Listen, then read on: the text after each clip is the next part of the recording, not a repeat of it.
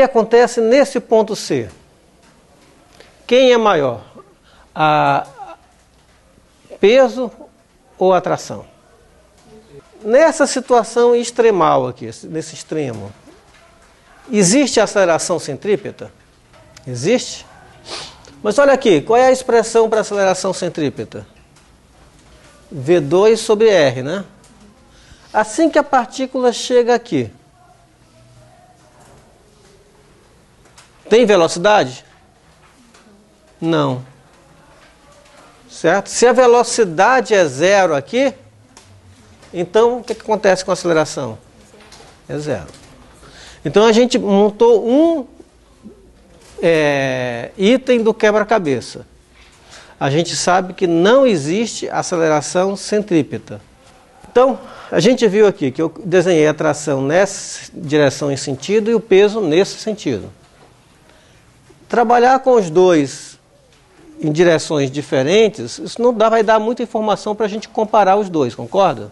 Então a gente tem duas opções aqui, que a geometria do problema sugere a gente. A gente pode escolher eixos, digamos assim, x e y assim, y na vertical, ou eu posso escolher eixos x e y aqui, assim, o y na direção do fio. Vamos pensar assim, ó. Se eu usar esse sistema de coordenadas, o peso vai ter uma expressão simples? Vai, né? Só tem componente y. Concorda? Não vai ter componente x para o peso. Mas a tração vai ter componente x e y. Se eu usar esse sistema de coordenadas, a tração só tem componente y. Mas o peso, componente x e y. Certo? Até aí está 1 a 1 igual aos jogos de ontem. Todos os dois sistemas estão ganhando aí. O que mais que a gente já viu? A gente viu que a aceleração centrípeta é zero. Mas a aceleração centrípeta aponta em que direção? Na direção do fio, certo? Então, se eu escolher esse daqui, eu tenho mais uma informação que é fácil de traduzir.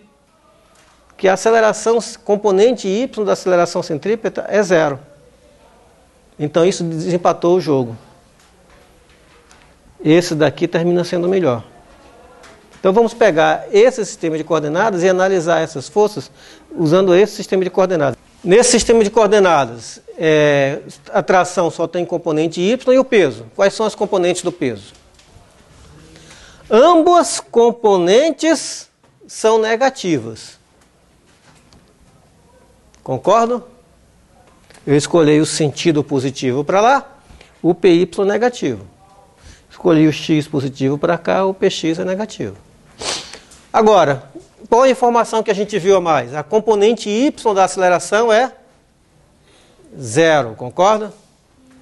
Então, significa que a resultante das forças nesta direção e sentido é zero. Nessa direção é zero. Ou seja, PY é igual a T. Então, T é igual ao módulo de PY. O que mais que eu sei? O que eu posso afirmar sobre o módulo do peso? Quanto é que vale o peso ao quadrado? Vale px ao quadrado mais py ao quadrado. Por quê? Teorema de Pitágoras. Aqui, esse px aqui é esta componente. Esse triângulo é um triângulo retângulo. Px ao quadrado mais py ao quadrado vai dar o peso ao quadrado. Certo? Então, olha aqui, o peso ao quadrado é px ao quadrado mais py ao quadrado. Mas o py, o módulo, em módulo, é igual a t. Então, py ao quadrado é igual a t. Então, eu posso escrever isso aqui como px ao quadrado mais t ao quadrado. Conclusão? Quem é maior, o peso ou a tração? O peso. Mas eu tenho de fazer essa análise em termos de equações de Newton para chegar a essa conclusão. E agora, em cima do raciocínio intuitivo dele, por que o movimento está voltando? Por que quando chega aí, a partícula volta? Qual é a componente do peso que é responsável por fazer o movimento voltar? O px. Então o que acontece quando ela chega nesse ponto? A velocidade é zero. Este px é na direção do movimento que ele vinha. Então qual vai ser a função desse px?